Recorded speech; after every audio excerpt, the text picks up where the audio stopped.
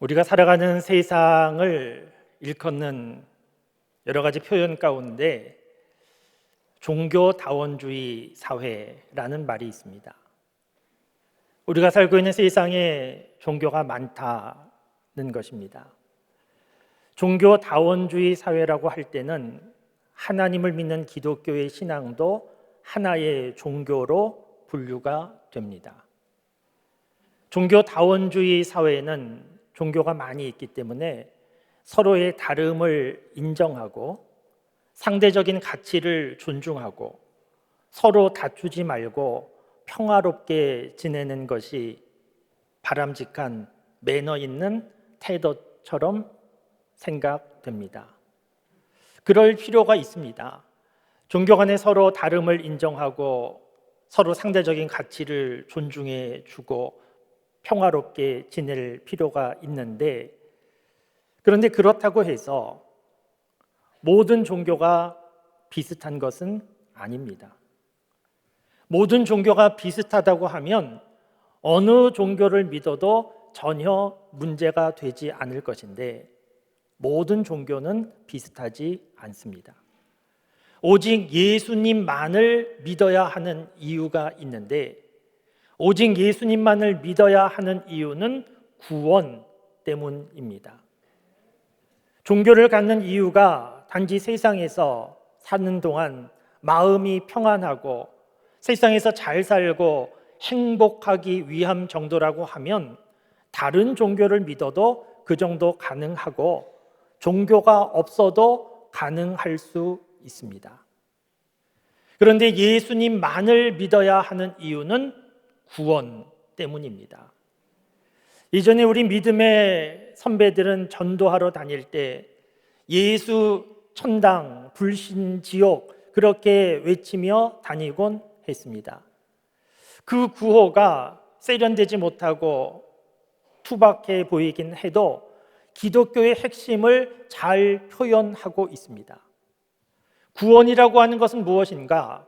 죄로 인하여 죽을 수밖에 없고 지옥의 길밖에 없는 사람이 예수님을 믿고 하나님의 백성이 되고 영생을 누리게 되는 것이 구원입니다. 지난주 중에 우리 교회에 장례가 많이 있었습니다. 저도 장례식장 4번 다녀왔습니다. 그런데 장례가 많은 것은 이상한 일이 아닙니다. 왜냐하면 사람들은 누구나 언제든지 죽을 수 있기 때문입니다. 우리 모두가 죽음 앞에서 살고 있습니다. 이상한 것은 언제든지 죽을 수 있는데, 죽음이 내 앞에 있는데 그 죽음을 별로 생각하지 않고 살아가는 것이 이상한 일입니다. 사람들은 먹고 사는 일에 관심 갖고 먹고 사는 일이 중요하다, 그래서 먹고 사는 일에 집중하여 살고 있지만 사실은 먹고 사는 일보다 더 중요한 일은 죽고 사는 일이 더 중요합니다. 사람은 누구나 죽음 앞에서 사는데 결국은 누구나 죽는데 이 죽음의 문제를 풀 방법이 없다 하는 것이 사람들에게 있는 가장 심각한 문제입니다. 그런데 이 심각한 문제를 풀 수 있는 길이 있는데 오직 예수님을 믿을 때 새로운 길이 열려집니다. 세상에 종교가 많이 있지만 그 어느 종교도, 어느 종교의 창시자도 죽었다 다시 살아난 그런 종교의 창시자는 없습니다. 죽어서 흙 속에 묻히고 끝났습니다. 그런데 오직 예수님만이 다시 부활하셨습니다. 예수님이 말씀하시기를 내가 곧 길이요 진리요 생명이니 나로 말미암지 않고는 아무도 아버지께로 올 수 없다고 예수님이 말씀하셨습니다. 사도행전 4장 12절 말씀에 보면 다른 이로서는 구원을 얻을 수 없나니 천하 사람의 구원을 얻을 만한 다른 이름을 주신 일이 없다는 말씀이 있습니다. 오직 예수님을 믿어야 하는 이유는 구원 때문입니다. 그런데 구원이라고 하는 사건은 단순히 죽어서 천국에만 가는 것이 구원이 아니고 구원받으면 이 세상도 그 능력으로 잘 살 수 있게 됩니다. 제가 예전에 오래되었는데 부목사로 섬기던 교회에서 제가 맡고 있던 교구에서 장례식이 있었습니다. 모든 장례가 다 슬프지만 장례식 가운데 가장 슬픈 장례는 자녀가 부모 먼저 죽은, 그래서 해야 되는 장례식이 가장 슬픈 장례식입니다. 25살 된 아들이 건설 현장에서 갑자기 죽었습니다. 그래서 장례식을 하게 됐습니다. 부모, 특별히 그 어머님의 슬픔을 어떻게 위로할 수 없었습니다.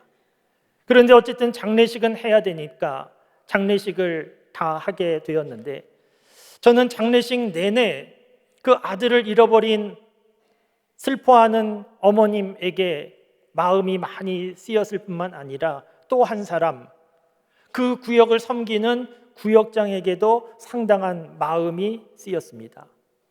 왜냐하면 그 구역을 섬기는 구역장도 아들을 잃고 먼저 아들을 하나님께로 보내고 장례식을 한 경험이 있는 분이었기 때문입니다. 그 구역장은 2명의 아들을 잃어버렸습니다. 그래서 장례식 하는 내내 함께 동행한 그 구역장 마음이 쓰였고, 장례식을 마치고 돌아오는 길에 제가 한마디 건넸습니다. 많이 슬프셨지요?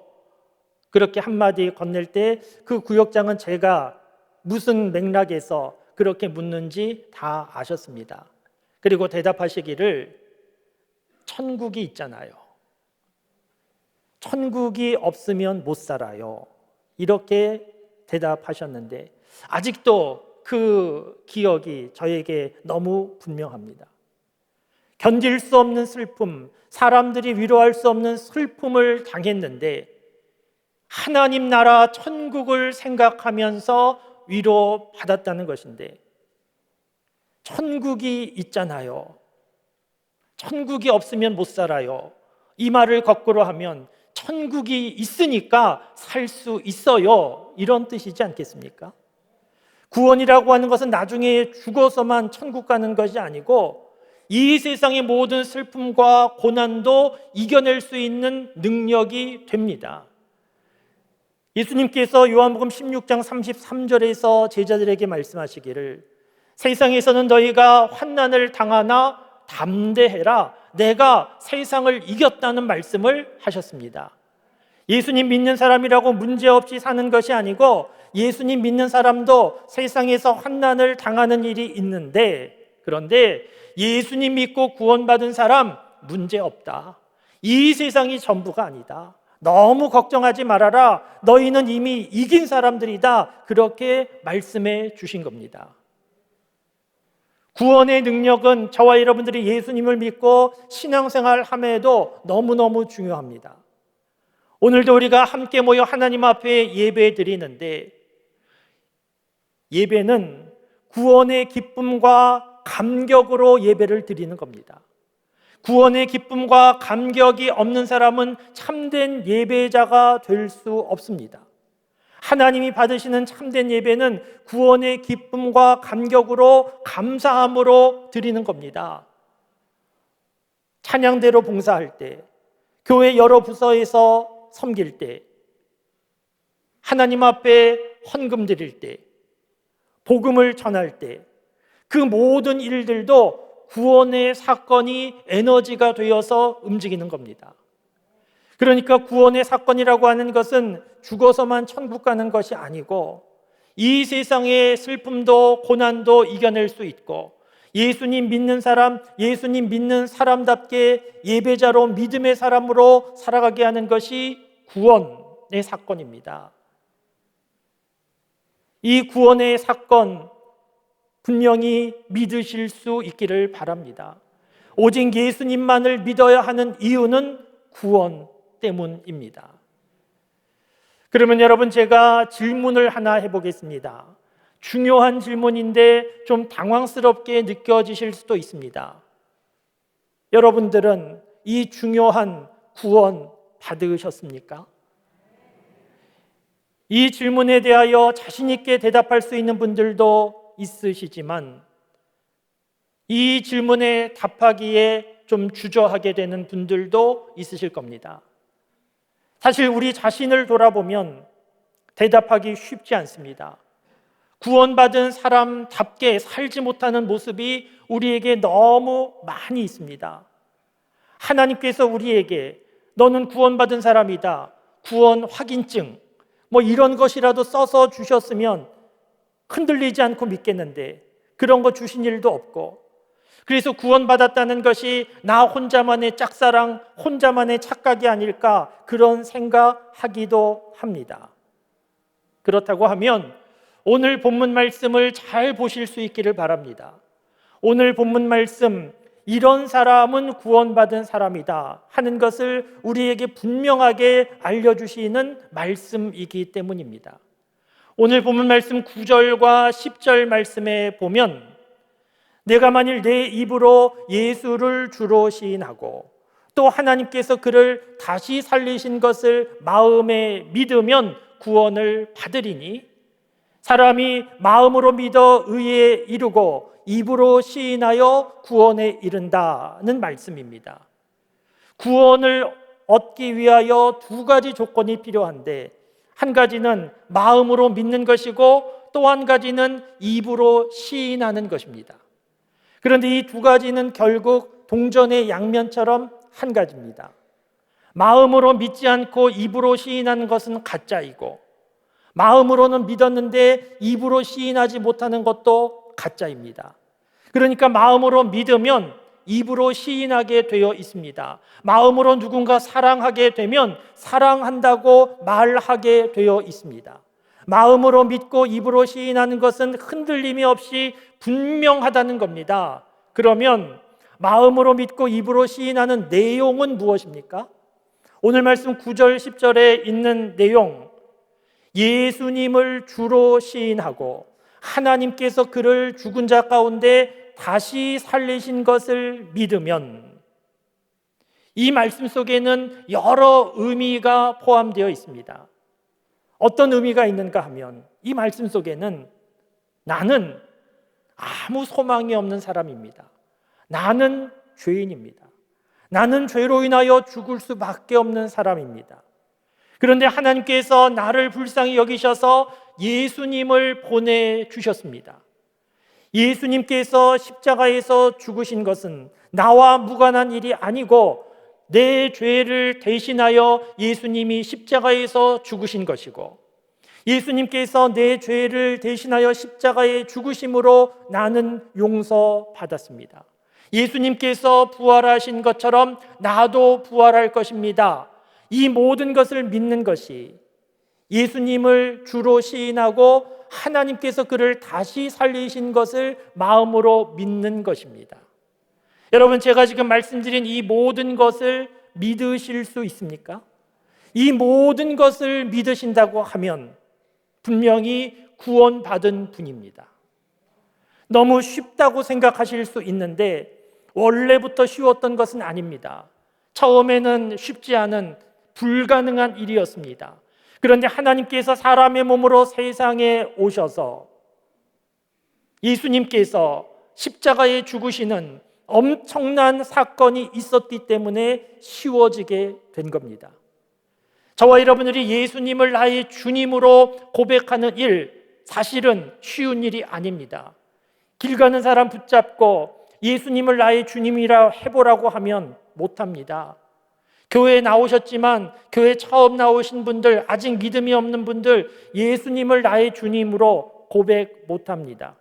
그래서 고린도전서 12장 3절 말씀에 보면 누구든지 성령으로 말하는 자는 예수를 저주할 자라 할 수 없고 누구든지 성령으로 아니하고는 예수를 주시라 할 수 없다는 말씀이 있습니다.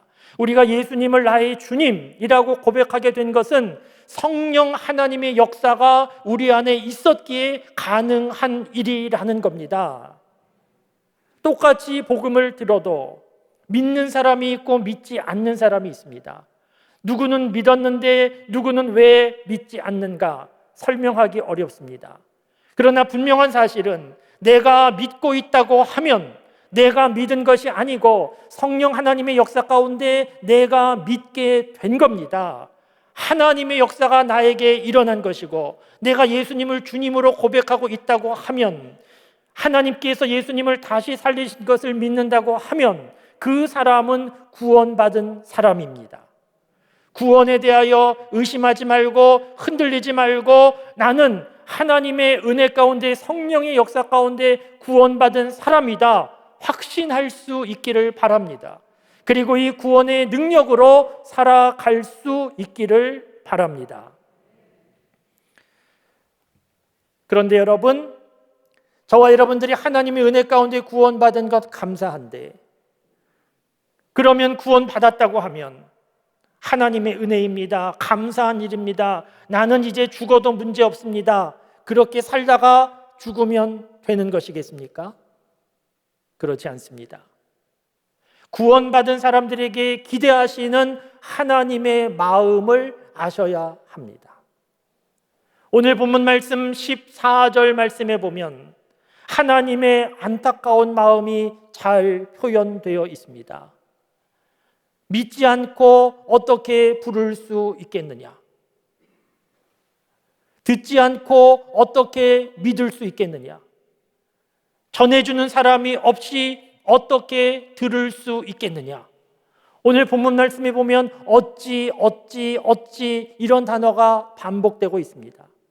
이 말씀은 누군가 믿으려고 하면 들어야 되는데, 들으려고 하면 누군가 전해주어야 하는데, 전해주는 사람이 없으니 어떻게 믿을 수 있겠느냐 하는 안타까운 마음입니다.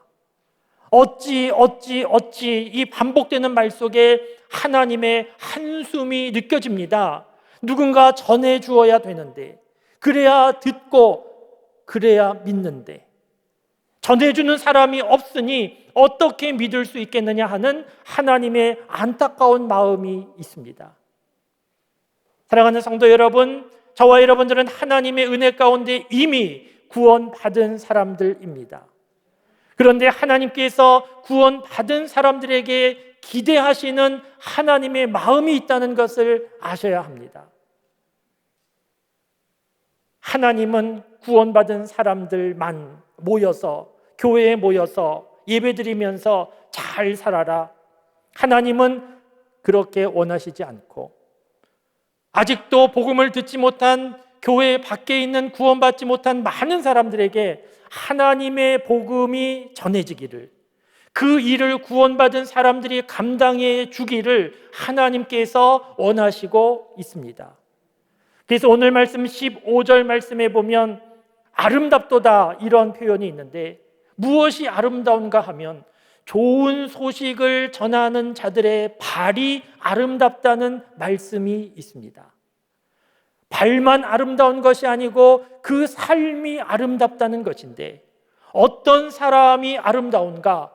복음을 전하기 위하여 움직이는 사람, 복음을 전하기 위하여 수고하는 사람, 그 사람의 삶이 아름답다고 하나님이 말씀하시고 있습니다.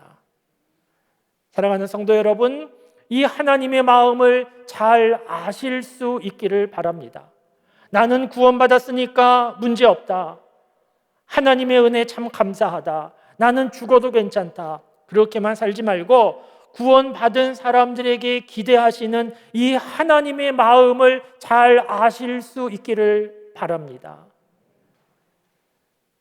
지난 코로나 기간 동안, 작년 2월 말부터 시작된 참 길었던 코로나 기간 동안 우리는 많은 피해를 입었습니다.